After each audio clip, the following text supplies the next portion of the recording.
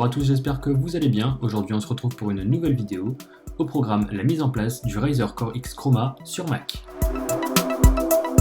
C'est tout simplement un boîtier dans lequel on va pouvoir venir insérer une carte graphique, donc celle de votre choix, et qui va nous permettre de pouvoir accélérer les performances de notre ordinateur portable.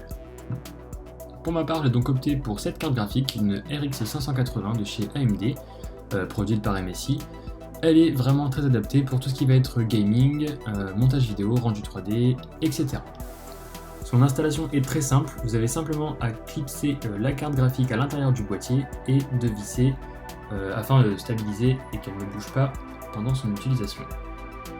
Une fois que tout ça est fait, il reste simplement à insérer toute la partie électronique à l'intérieur du boîtier. On va pouvoir ensuite connecter le port USB-C, l'alimentation et enfin votre moniteur HDMI DVI au DisplayPort.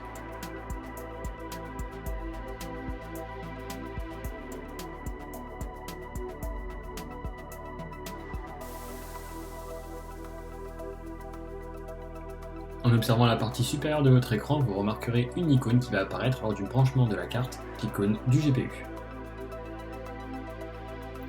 En ouvrant le moniteur d'activité dans l'onglet GPU, vous pourrez voir en temps réel l'activité de chaque processeur graphique de votre Mac.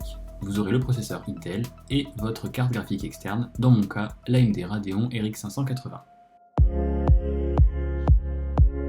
Si vous voulez utiliser votre MacBook comme simple unité centrale, aucun problème, fermez simplement l'écran.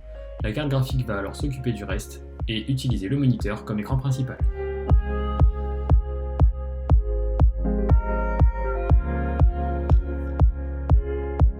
Voici un exemple d'application assez simple. Vous êtes en train de réaliser un montage sur Final Cut Pro. Vous pouvez utiliser l'écran de votre Mac comme écran secondaire pour afficher le visualisateur par exemple. Tout le reste sera alors affiché sur le moniteur externe. Toutes les manipulations que vous faites côté moniteur sur la timeline seront automatiquement visibles en temps réel sur l'écran de votre Mac.